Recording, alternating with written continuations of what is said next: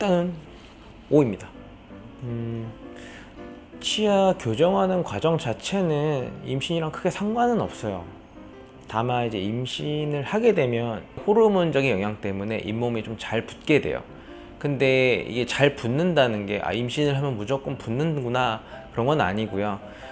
부을 만한, 소위 말해 좀 관리가 잘 안 된다든지 치석이 좀 많다든지 하게 되면 일반인의 경우에 살짝 부을 게 엄청 2배, 3배 이상 더 붓는다고 생각하시면 돼요. 그래서 임신성 치은염이라고 해서 호르몬적으로 좀 과하게 붓게 되는 거죠.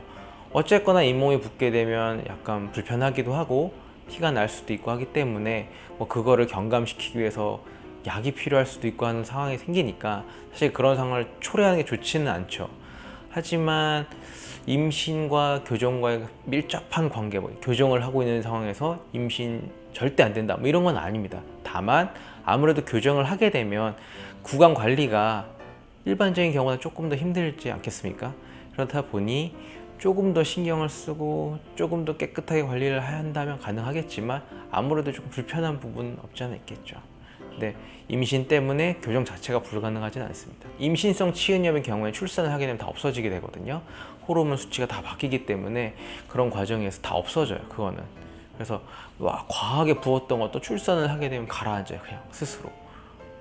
어떤 약에 의해서 붓는 경우들도 있거든요. 그런 것들도 그 약을 끊으면 없어지는 것처럼 임신성 치은염의 경우에도 출산을 하게 되면 다 없어지는 겁니다. 하지만 어찌됐건 임신을 하고 있는 중에는 할 수 없으니까 우리가 임신성 치은염이 생겼다고 해서 얘를 놔버릴 수는 없잖아요. 그렇기 때문에 그 상황을 모면하기 위해서는 어찌됐건 깨끗하게 관리해 주시고 치과 와서 스케일링 하시고 하는 과정은 상관없습니다. 그럼 임신 중에 과연 치과 치료가 가능한가? 이게 제일 기본 전제가 돼야 될 것 같아요. 일단 기본적으로는 거의 대부분 가능해요. 하지만 시기가 문제예요. 임신이라는 건 항상 초기, 중기, 말기가 있어요. 초기라는 거는 이제 막 세포가 만들어지고 분열이 일어나서 아기의 형태가 만들어지는 시기라고 보면 될 것 같고요.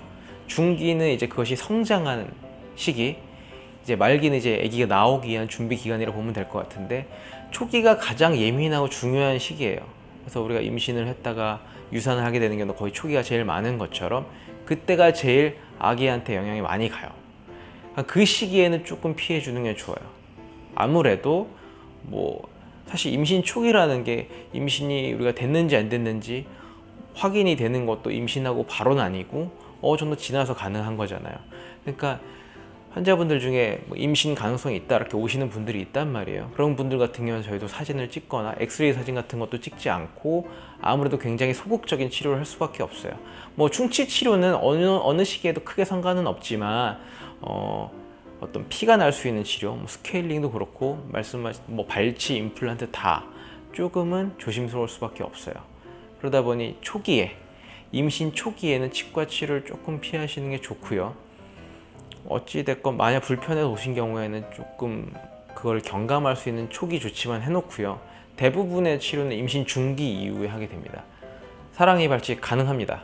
근데 이제 사랑니 발치를 하기 위해서는 제일 중요한 거는 마취를 해야 되고요. 사진을 찍어 봐야 되고요. 그 다음에 발치를 하고 나서 약을 드셔야 돼요. 그게 다 임산부한테는 조금 신경이 쓰이는 부분이거든요. 그래서 사진의 경우에는 사실 사진을 안 찍고 이를 빼긴 조금 어려워요, 정말. 그래서 임신 전에 찍어놓은 사진이 있다면 그걸 이용해서 빼면 되겠지만 정할 수 없는 경우에는 납복을 입고 사진을 찍게 되고요. 근데 대부분 임신 중에 사랑니를 뽑으러 오신 분들은 엄청 아파서 오세요. 안 아파서 오시는 분들은 거의 없어요. 아파서 참다 오시기 때문에 많이 부어 있거나 좀 빨리 빼야 되는 경우들이 많아요. 이제 그런 분들 같은 경우에는 이제 빼야 될 텐데, 왜냐하면 남은 기간이 엄청 많이 남아 있을 경우에 그 스트레스나 염증을 가지고 있는 것도 문제가 될 수 있거든요. 그래서 빼주는 게 맞는데 뺄 때 조심해야 될 거는 사진을 찍을 때 납복을 입고 찍어야 되는 것. 마취 자체는 크게 문제가 되진 않아요. 과하게 마취를 하지 않는다라고 하면은 마취를 하는 과정 자체는 뭐 산모 같은 경우는 신경을 쓰일 수 있겠지만 사실 뭐 현재로서는 치과용 마취 자체가 크게 영향을 주지는 않기 때문에 마취는 괜찮고요. 그리고 약 처방에 문제가 될 수 있는데 항생제를 조금 피하는 게 좋아요.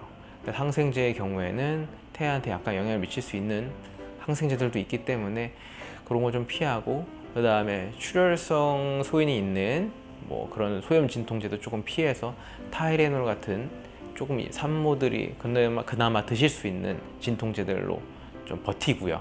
그다음 소독을 조금 여러 번 하게 됩니다. 일반적인 분들 같은 경우는 사랑니를 발치하고 그 다음날 소독하고 일주일 있다가 실밥을 빼게 되는데, 임산부들 같은 경우에는 거의 매일 소독을 해줘요. 그래서 경과를 지켜보면서 약을 최소한 쓸 수 있게끔 하는 거죠. 그래서 한 4일에서 5일 정도 계속적으로 좀 소독을 하고 혹시나 모를 감염을 예방해 주는 겁니다.